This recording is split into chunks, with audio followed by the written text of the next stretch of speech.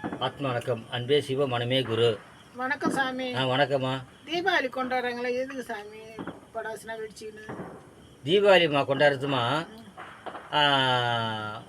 முதல்ல சொல்கிற ஒரு சின்ன ஒரு ஒரு மகான் பாட்டு ஒன்று பாடுறேம்மா.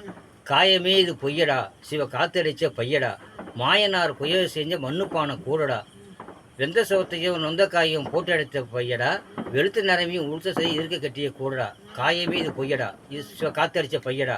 காயன்றது நம்மளோட உடம்பு, சிவ காத்தடிச்ச பையன்றது உள்ளகிற மூச்சு தான் சிவன்றது. சிவன்றது அதுதான், முருகன்றது அதுதான். அதான் சொல்லுவாங்க, கந்தன் காலடியை வணங்கினான் பாட்டு இருக்கு. கந்தன் காலடினா, காலடினாலும் உயிர் மூச்சு தான். உயிர் மூச்சை நம்ம வணங்குறோம். கடவுள் நமக்குள்ள தான் கடவுளே இருக்கிறாரு. கடவுள் வேறு எங்கேயுமே கிடையாது. மனுஷன் தான் கடவுள்.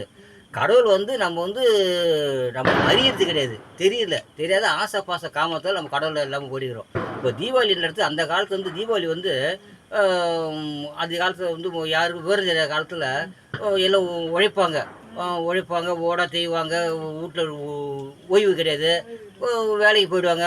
புள்ள குட்டி விட்டுட்டு வேலைக்கு போவாங்க. அந்த காலத்தில் விவரம் தெரியாத காலத்தில் அப்போ என்ன செய்வாங்க, பார்த்தாங்க. மகான்லாம் என்ன செஞ்சாங்க, சரி இது ஒரு பண்டிகை கொண்டாடுவோம், பண்டிகை வைப்போம்.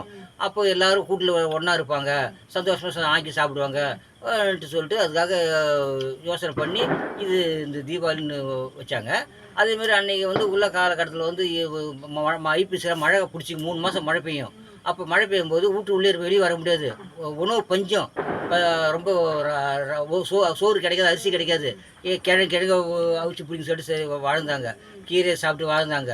அப்புறம் என்ன செஞ்சாங்க, அதனால் என்ன செஞ்சாங்க, இந்த பண்டிகைன்னு வச்சாக்கா இந்த பலகாரம் சுட்டு சாப்பிட்டு வச்சுன்னு வெளியே வர முடியாது. இல்லை மழை வெள்ளம் வருது வரும்போது வெளியே வர முடியாது. எல்லாம் கூரை வீடு தான். அப்போல்லாம் லைட் இருக்க வசதி இருக்காது. இப்போ பாருங்க எவ்வளோ முன்னேற்றம் ஆகிடுது.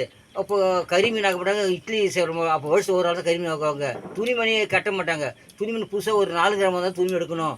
இப்படிலாம் இருந்து அந்த காலத்தில் இப்படி ஒரு நிகழ்ச்சி, ஏழை மக்கள்லாம் நல்லா சந்தோஷமாக இருக்கணும், துணிமணி கட்டணும், பிள்ளைங்களுக்கு பட்டாசு தரணுன்றதுக்காக தான் இது விழா கொண்டாடுது. இப்போ காலெல்லாம் மாறி போச்சு. அப்போ அவ்வளோ தீபாவளி இப்போ கிடையாது. இப்போ தினைக்கும் பணம் தான், தினைக்கும் தீபாவளி தான்மா. இப்போலாம் பணம் உள்ள தீபாவளி தான். வேறு அது அந்த அந்த பழக்க வழக்கம் தொண்டு அந்த விழா கொண்டுகிட்டே வரோம். அது நம்ம தமிழ்ன்ற முறையில் அது நடத்தின்னு வரோம். அது